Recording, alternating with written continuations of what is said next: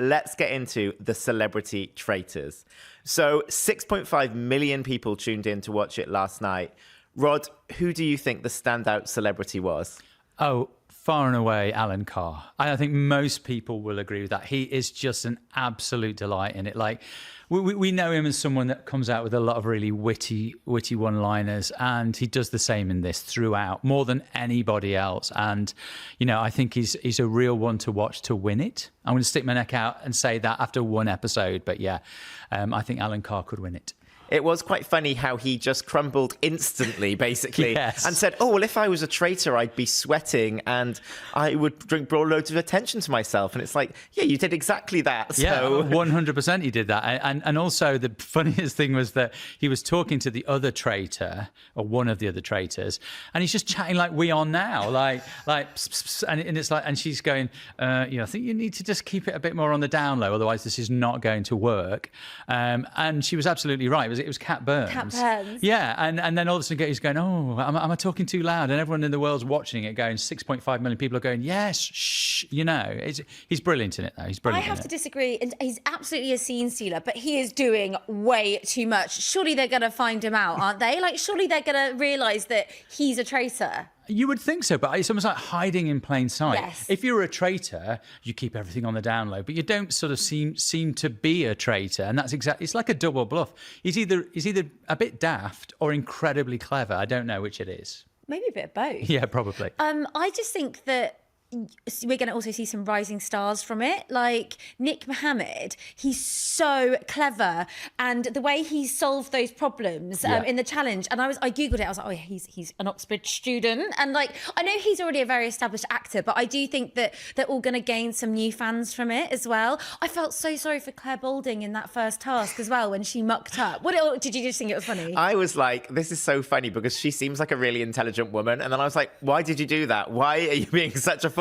And she was clearly beating herself up, and everyone else was very nice about it. They were. And I feel like maybe in like 2 days' time, if someone does that, they're not going to be as forgiving because they were very sweet about it. Didn't Alan Carr use it to be like, I think she might be a traitor? Tom Daly was like, Tom Daly said that's the thing a traitor would do. And I always find that a weird argument because traitors want money as well. Like they're not on there to lose everyone money. So I always feel like that's a weird argument. I'm quite obsessed with how Tom Daly is like so competitive, and I feel like we might see a bit of an edge to him in the round table. Oh, I agree, but it was weird because I was saying to myself, wow, Tom Daly's really competitive, and it's like, duh, he has won Olympic golds. So you kind of go, why was I ever surprised by that?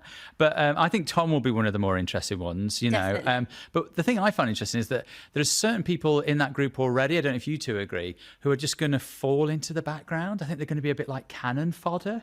You know, that they're going to be used to sort of get, I don't know, shown the door, early doors, and no one's going to really miss them. And that's a controversial thing to say, but do you agree? I think that they've got such an amazing lineup, like chef's kiss to the casting director.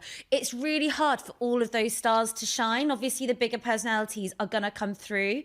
That's why it's quite cool that Cat Burns, because I don't know much about her personality-wise, but because she's been made a traitor, like I think she'll probably garner loads of new fans from it as well.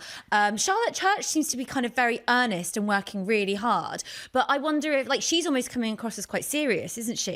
I think Cat Burns is a really interesting one. I've interviewed her on a few red carpets and things, and she's the most introverted celebrity I think I've ever met. She's so quiet and timid. And then in there, you know, she has sort of a bit of a dark side, doesn't she? You know, she said because of her neurodivergence, she's like, I see everything black and white. I won't get emotionally involved. And I think, wow, that's actually all the skills of a killer traitor, you know?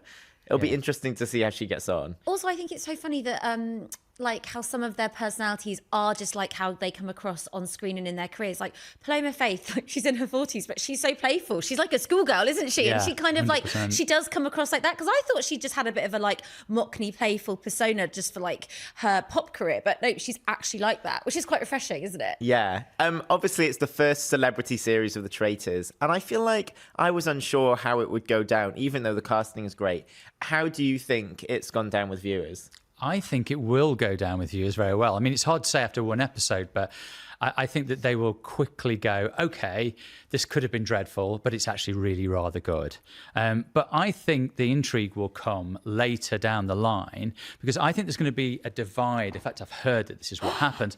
There's a divide that comes between the older school, older members of the group and the younger members of the group, because there is that generational thing, isn't there, of the no nonsense, get on with it, and then the other people that are like, oh, I'm going to have to sort of take my time, I don't have to be triggered by anything. And that always happens in the normal show, doesn't it? It's Yes. often quite and like you say, like a generational thing, they do kind of separate into two groups. That's going to be so interesting to watch. And somehow you think that because it's celebrities that they won't sort of rock the boat too much. But I think that is what happens. So, because you've got, I think, Celia Imrie, who's in her 70s, and then you've got other people that are in their 20s and everything in between. And I think you're going to see that divide broaden. And I think as viewers, we're going to love it. And also, sorry to interrupt, it's so interesting seeing these celebrities get so into the game. Like, actually, a colleague of mine interviewed Paloma Faith last week. And although she didn't reveal any spoilers, she was like, a lot of them are really worried about how they come across on, how they're going to come across in the edit, because they obviously, it's like knives out. And what's actually quite sweet is apparently they all had a watch party at Stephen Fry's house last night. So amazing. That's a great. But this show will kick off. You mark my words. I'm excited. It doesn't feel like it will right now, but it will kick off. So who do you think's going to get the nastiest? That's a great question. I don't feel like there's anyone standing out at the minute as the nastiest. I think Jonathan Ross is the most sort of scheming. Yes. He's very clever. He's very experienced, and he says that he's watched all of the shows from around the world. So he knows what he's doing, and he isn't afraid to play the game. In fact, I've seen tonight's second episode, and what I will say is he will show himself to be a very good traitor, put it that way. I can't say any more, but he's the one to watch in all this. I think it's interesting with Jonathan because he's the sort of authoritative figure in the group. He's a showbiz stalwart. He's been around for years. Everyone knows who he is there, but he's also like the dad. So I feel like people will trust him and maybe won't suspect him for that very reason, because he's should be the trustworthy one out of all of them, Yeah, which makes him all the more entertaining, because you want it. It's like Nasty Nick in the first series of Big Brother, and you two are probably too young to remember. But basically, he was the one that was like kind of the father of the house, and then it turned out he was the one that was stabbing them all in the back. Yeah. So I think Jonathan Ross could be the new Nasty Nick of Celebrity Traitors. One more thing to add as well, Stephen Fry, who's just, an absolute legend and national treasure. I love that there was a question about Shakespeare, and the first thing he did when they got back to the castle, he was like, I'm just going to go to the library and just get a Shakespeare book and just check my answer was correct. I was like, oh, bless him. He's so true to form. Yeah, but I didn't quite believe that, because I thought to myself, what, you're going to go and read Hamlet and Romeo and Juliet and mark down everyone that died? How much time have you got? You're only in the castle for like 2 weeks. So you thought he was being performative? I did wonder. I mean, how much time have you got to go through 2 plays and work out who's died? Or anyway. Is that not what you do for fun? Yeah. I mean, I am that boring. I'm probably a bit more boring than that, but... So, quick question. If you were a traitor, who would be the person who you would recruit to be a traitor with you out of the, faithfuls who are left?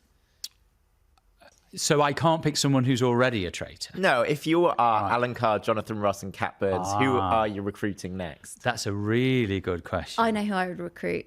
I would recruit Celia Imrie, because people just look at her with such respect, and I just don't think she comes across as a traitor. I would pick some of the sort of more B-list, A-listers, because I think most people don't want the A-listers to go. And I think subconsciously, some of the people that are the ones that you wouldn't mind going, I would pick one of those. I'm not going to name names because that seems cruel, but you know who I'm talking about. It wouldn't be a Kate Garraway.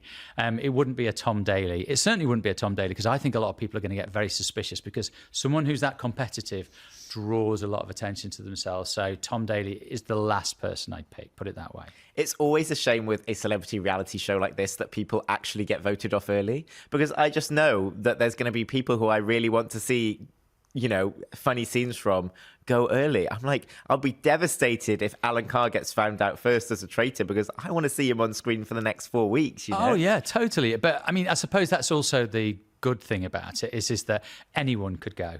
Yeah. And you don't want it where you go, all right, well, the sort of all the B-listers go in the first 2 weeks and all the A-listers stay for the second week, because otherwise you probably, I'll just start watching it in a couple of weeks then. And also, if Alan Carr does go, you might get some of the other personalities shine. Like the comedian Joe is so funny, and he's very deadpan. But I feel like we haven't seen that much of him yet.